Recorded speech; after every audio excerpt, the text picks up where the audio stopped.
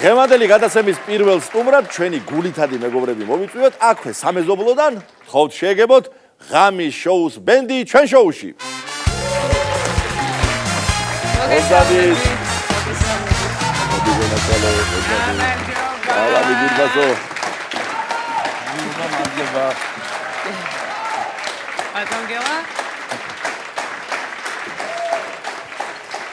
ჩემო ძირფასო ხალხო.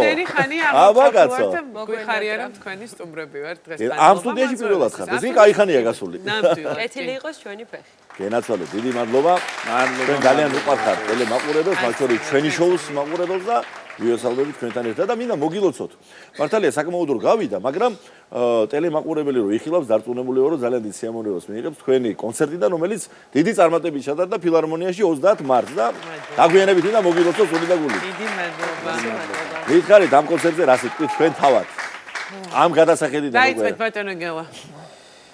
უდიდესი სიამოვნება მივიღეთ პირველ რიგში ჩვენ თვითონ, იმიტომ რომ საოცარი გარემო არის ზოგადად, როცა ფილარმონიაში გამოდიხარ. თქვენ ეს კარგად იცით? კი ბატონო. თქვენთვის დიდი ფუფუნება აღარ არის, იმიტომ რომ იმდენჯერ იყავით, რომ ეს უკვე შესაძხორცებული გაქვთ ეს ემოცია და ჩვენ ძალიან აღელვებულები ვიყავით და აი ძალიან განსაკუთრებულად მოემზადეთ და მთელი სული და გული ჩავდეთ და რაც ყველაზე ძალიან მეტად გვსიამოვნებს, იქიდანაც რო იგივე დაგვიბრუნდა ეს იყო სასწაული. აუცილებლად მადლობა უნდა გადავუხადოთ ორგანიზატორებს. სპარქსი იყო, ჩვენი მეგობრები არიან, რომელმაც ამ ყველაფერს ორგანიზება გაუწია და რა თქმა უნდა, ქალაქ თბილისის მერიის და კულტურის სამინისტროს დახმარების გარეშე არ შედგებოდა ეს კონცერტი, ამიტომ მათ ეკუთვნით უღრმესი მადლობა. მადლობა უთხრათ. თქვენ ძალიან დაკითული გრაფიკი გაქვთ. ესე იგი მე მახსოვს ერთი დღე გქონდათ კახეთში კონცერტი, მეორე დღე ბათუმში და ესე მოკლედ დაფრინავთ ხო ბაბი? ავიყოლიე, ვასწავლე მათაც ფრენა და აი ესე დავდივარ ჩვენ ქალაქიდან დავდივართ და ქალაქი. ბაბი მოფრინავს ხოლმე. გადაადგილება ჩვენთვის პრობლემა, მე საცობები პრობლემას არ მქონია. კი, ბაბი ცემ დაკითხო. დიახ. შენ რო ძალიან ინტენსიური გრაფიკი გაქვს, ისევე როგორც ყველას აბსოლუტურად. ეს იცის მაყურებელმა, მაგრამ ის კი რო წარმოვიდგინოთ საღამოს კონცერტი, მერე ივენთი, მერე დილით გაიღვიძე 5 საათზე და იქ დილით წაიყვანე. მოკლედ ძილის გარდა კიდე რა გავიწყდება თქვით? ყვება გვაქვს, რის ხარჯზეც მინარჩუნებთ მერე ფორმას ხოლმე და ეს ძალიან კარგია. ესე იგი ჩვენც უნდა დავიწყოთ. ეგაფავი როგორ შეტყობა. გელა მოცილი. მე ვფიქრობ გოგოებს ძილის გარდა ყველაფერი ავიწყდებათ. რატო?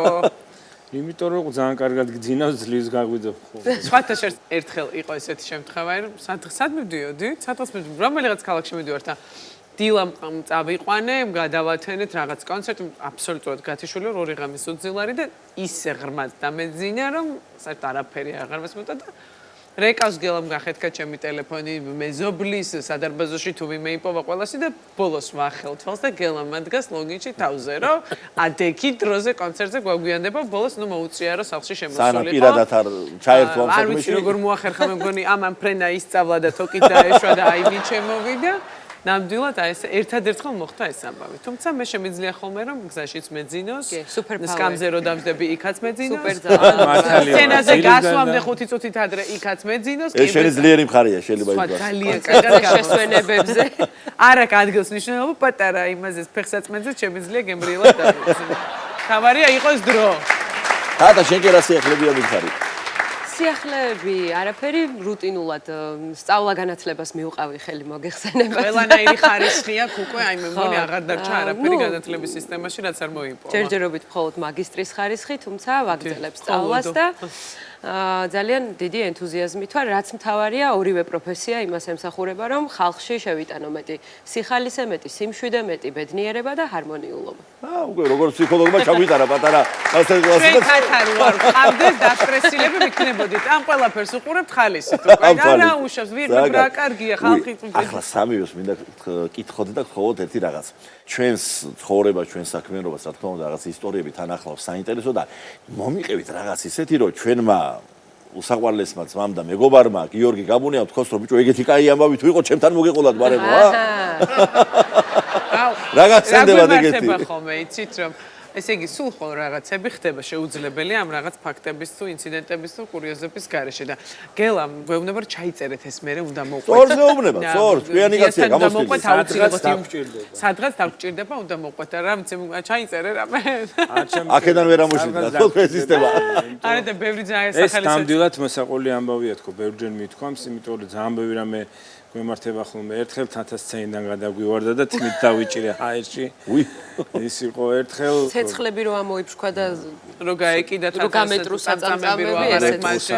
ახლა უკვე სახალისო ისტორია. ერთ კურიორს გავიხსენებდი.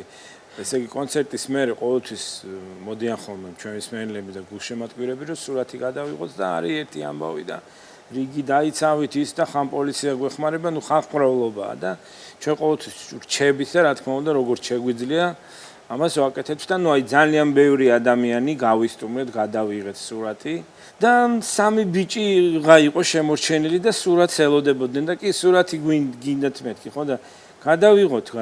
კი ბატონო, კიდე და მოდით რა მეთქი ცოტა გავიდეთ, ცოტა იქ მოშორებით, აი მოუცილდეთ და იქ გადავიღოთ. წამომყვნენ რა 10 მეტრი გავიარეთ მანქანასთან, რომ ბარემ გადავიღოთ და ჩავჯდე მანქანაში და გადავიღოთ მეთქი და არა, თქვენ გვინდა რომ გადაგვიღოთ. დადგნენ და მე გადავიღე სურათი.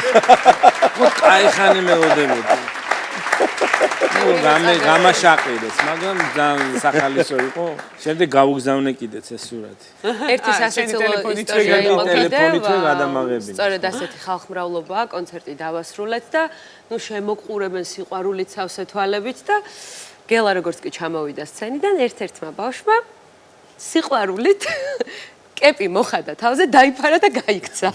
მაგრამ შემდეგ როგორც ჩანს სინდისმა შეაწუხა და მომდევნო წელს იმავე ქალაქში რომ ჩავედით, ეს კეპი მოუტანა და მადლობა გადაუხადა. ერთი წელი მქონდაო თქვენი კეპიო და ხო, დამებრუნე.